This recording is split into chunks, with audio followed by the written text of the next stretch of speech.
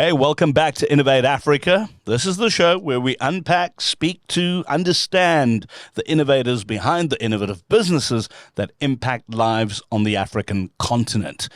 Payments. Now, payments is something we can't do without. Without payments, we can't run our businesses. Without payments, we can't hire people. Without payments, we can't grow economies. Now, we know on the African continent for a long time, payments has been a big issue until M-Pesa made its entry. There have been a series of innovations since then, and one of them, a company called Paystack. This company launched in 2015. 5 years later, they were acquired for around $200 million by Stripe, an international payments giant. And today, you're joined by Shola Akinlade. Shola Akinlade is the co-founder. As a matter of fact, I knocked into him at WIT Africa, put together by Innovation City and Travel Start, and I thought, hey, let me not pass on this opportunity to introduce you to this phenomenal man. So, Shola, great having you on the show. It was great having a chat with you earlier. But let's talk a little bit about who you are. Who's Shola Akinlade? And let's talk a little bit about those early days. Yeah, thank you so much. My name is Shola Akinlade, co-founder and CEO of Paystack. I was born in Lagos, spent most of my life in Lagos, studied computer science in school, so I was just writing software, and I guess just a young guy from Lagos. I guess maybe that's the easiest way to answer the question, but I like to call myself a craftsperson because I don't feel like I'm an entrepreneur, like I didn't grow up selling lemonade stands and all that. No, I think for me, I was closer to the guy that was just stuck on my computer and just making things, building things. And I think that has just continued with me till now. Sure, that's so great to see a leader like you. Your personality shines through, your passion shines through, and I'm sure this was the very same passion that started this journey way back in 2015. Tell us a little bit about the road that led to the founding of Paystack. Yeah, no, thanks for that. I think I'd always known that payments was hard. I'd always known that it was inaccessible. I'd always known that merchants were struggling, but I was also struggling. And then at some point I was doing work for a bank and I figured out how to charge a card from my computer. And it was fascinating, I would put my card number, press F5, and it would charge. So I started showing my friends. And for me, it was like a party trick. Just, bring your card, let me charge it, and they'll put it on my computer and they will get charged. And I showed one of my friends and it was like, yo, Shola, this is not a party trick. This is a company. And I was like, oh, okay, And I think at that point, it became clear that if I figured out how to make payments more accessible for merchants, and if we built out a lot of tools on it, there might be something there. And I think that's how the journey for Paystack started.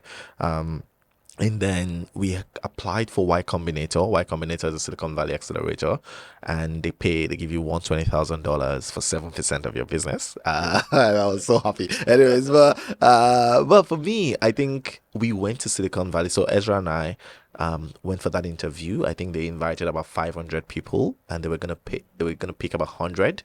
And genuinely, we just wanted to go to San Francisco. We just wanted to take photos in San Francisco, It wasn't like we didn't expect to get in. But we went there. We saw people building amazing things. People were building shirts that never get dirty. Someone was building a bra that detects breast cancer. And so when people asked us, yo, what are you guys working on? We're like, well, we're working on payments for Africa, And we thought we were disappointing them because it felt like we were just doing something basic. But they were like, yo, how many people are in Africa? We're like, over 1 billion. They're like, over 1 billion people. That's going to be amazing to solve a problem that big, I'm like, okay. And I feel like at that point, we started taking it more seriously. And it's been a long, fruitful journey in the last 8 years. There's a question I always ask founders, and it's, what business are you in? Not what business are you doing. What business you are in is fundamentally different. And as a matter of fact, if you get that answer, it helps you innovate and remain relevant. So if I had to ask you what business Paystack is in, what would you say? Yeah. I like that. I like that answer. It's a trap. I think we are in the merchant empowerment business. I think that the thing that makes me so proud to be an African is that there's just so many people building things, so many people serving people, so many people creating stuff, so many people building businesses, and unfortunately, there's not enough tools for them. There's not enough people helping them start and scale. It's slightly frustrating that when you start a business in Joburg or Lagos and somebody else starts in London or California, you can almost tell who is going to be more successful. And it doesn't have to be like that. And so for us at Paystack, we like to say we are in the merchant empowerment business. We want to help people start and scale businesses, focus on your business, and we figure out how we can help with the tools and everything else that can help you start and scale the business.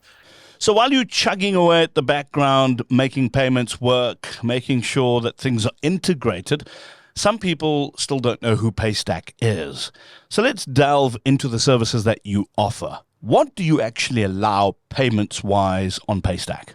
Yes. So I feel like if you are, say, setting up a travel agency, you would sign up on Paystack, and almost immediately you can either get a web commerce page, a payment link, you can get an invoice, or if you had a website, say you had a developer, you can have an API such that if anybody wants to pay you, they can now go on your website to pay, or they can get a link to pay, or they can get an invoice. And when they want to pay, they can pay across channels and across countries. And so in South Africa, for example, they can now pay you for cards, EFT, SnapScan, and scan to pay. But if they were paying from Kenya, they can pay you with M-Pesa. If they're paying from Nigeria, they can pay you with bank transfers. If they're paying from Ghana, they can pay you with MTN mobile money. So almost like we figure out how to accept payments across all the channels. You just connect us, and it feels like the right partnership because you do your work, we do our work, and we create and unlock a lot of value together. Earlier, I mentioned that Stripe acquired you for around 200 million. You don't have to go into those details. But you look at these two companies, one African-based, one international, working, obviously born out of Ireland, doing a lot of work out of the United States. They acquire you. What exactly are the biggest similarities between Paystack and Stripe? And what are those key differentiators between the two companies? I think the mission is extremely similar, and that's why we were happy and proud to be acquired by Stripe. I think both companies are trying to just increase the GDP of the internet. Both countries are trying to facilitate commerce across the world. I think Paystack is super focused on Africa. I love Africa so much. You cannot get me to solve a problem outside of Africa, So I feel like, and Stripe is focused on globally, and we're doing a lot of work together, to be clear. So I would say the more similarities than differences. I think the core differences are that if you're a South African business, you can't sign up on Stripe today, but you can sign up on Paystack because Paystack is connected. Paystack has a license. Paystack is connected to all the banks. Paystack is connected to all the channels. Paystack is connected to your customers, and Paystack is just we have people on ground. We have 40 people in South Africa. We have all the customer success. We have all the customer support and all that. So it is a truly local solution for local businesses. It's easy for tech founders to talk about API integrations, what the system does, how it works, etc., all those fancy stuff.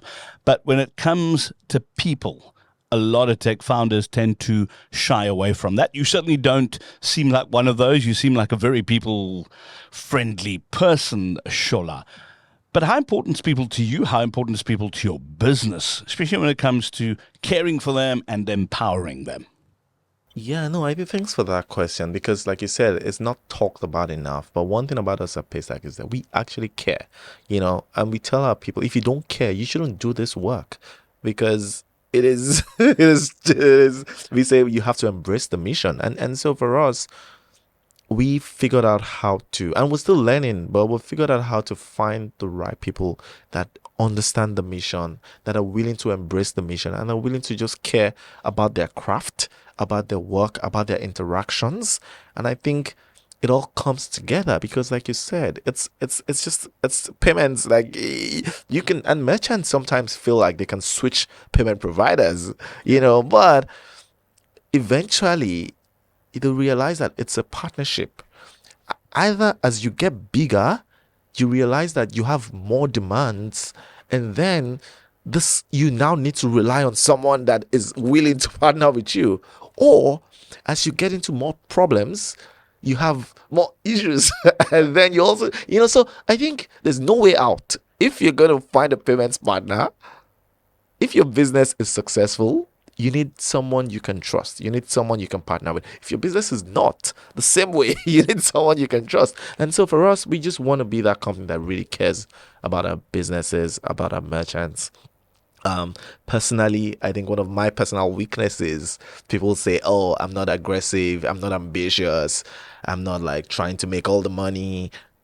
And I'm just like, it is true, because ambition, how do you define ambition? My ambition is not your ambition. Like, my ambition is to actually see things come to life, is to see people create value, and those are my ambitions. And I'm sorry if that's not how you define ambition, but it's not my fault. Yeah, and I think we've made that a thing at Paystack, and people at Paystack just really care. As we get ready to wrap, I want you to get that big crystal ball. I want you to look into it, the Shola Akinlade ball, and then I want you to tell me what you think the future of payments looks like in Africa. Yeah, I think that's always a difficult question. I think things are moving very fast in payments. I think that there's going to be a lot of fragmentation. People are going to pay in different ways. All the bank pay sharp is out now, and all that. And it will continue to happen. So I'll say just a lot more fragmentation will happen, but also a lot more consolidation, a lot more aggregation, a lot more partners like Paystack just putting everything together for you. So as merchants, you don't have to worry about it. I think that's where I will say the other part, which we don't talk about enough, is the identity side. And so I feel like it's going to get easier to identify people. It's going to get easier to know who your customers are. It's going to get easier it's almost like in person. If you came to shop with me in a physical store, I don't know who you are, Yeah.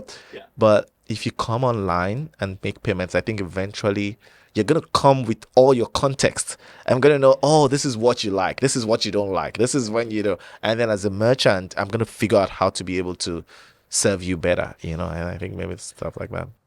Now, Shola, starting a company in 2015, exiting, a massive exit 5 years later, a lot of people sit up and pay attention to you. As a matter of fact, a lot of young people want to model themselves around you, want to get advice from you, young entrepreneurs. Now, given all the experience, including knocking your head and getting up again and rebuilding and all those things, what are some of the key bits of advice that you can give young entrepreneurs? Wow. Okay, I'll say 2 or 3 things. I think the first one is just focus. I think there's a lot of distracting things out there. And I'd say the first thing is to have the courage to pick a problem that is bigger than you. I think a lot of us are scared of the problems. Even personally for me, I didn't think about how will I fix payments in Africa? That's too complicated. The banks should figure that out. How do I do that? But I think I was lucky to have people around me that said, it's a big problem. You won't be the one to fix it. You just need to continue to paint a clear vision. You will find the right team. You will find the right partners. People, you would attract the right people. So I'll say the first thing is have the courage to solve great problems. Number 2, focus. And you need to be able to make progress every day, consistently for 8 years, for 9 years. And that is hard, And maybe the last thing is clarity. I think when you start a company as a founder, you have different stakeholders. You have your employees, you have your investors, you have your customers, you have the press, you have the media, you have the ecosystem, and everybody wants different things from you. And the worst thing you can do is to start moving, bouncing, because someone gives you a good idea, you start implementing it immediately and all that. And so I think as a founder, I would say you really need to have the clarity to just pursue your own dreams. Listen to people, be humble, but the fact that someone tells something to you doesn't mean you should just internalize it so well. Maybe the last point I want to lock down is, because I know a lot of founders think capital, they really need money to start their business. They really think about they're looking for investors. But sometimes I feel like, just sometimes, a few people do it wrongly. We focus too much on that, and we forget that the role of a founder is to build a good business, and the role of an investor is to find good businesses to invest in. And so as a founder, if you're looking for investors, you're helping them do their work. You should be figuring out how to be resourceful enough to build your business, because if you build a good business, trust me, investors, they're smart people. They're going to invest. You don't have to beg them. You just have to explain and articulate why your business is good. And so I will just say, have the courage, focus, have the clarity, and build a good business. Shola Akinlade, thank you very much for your time, man. What a privilege. I've learned a lot just listening to you, and I really thank you for making the time to chat to us today on Innovate Africa. There we go, the man who, together with his partner, started this business in 2015. 5 years later, great exit, and this is what it's about. Not everything's going to take 5 years. Some things take longer. Some bits of success take decades to achieve. But at the end of the day, we don't care how long it takes, as long as you're impacting lives. And that is Innovate Africa. See you next week.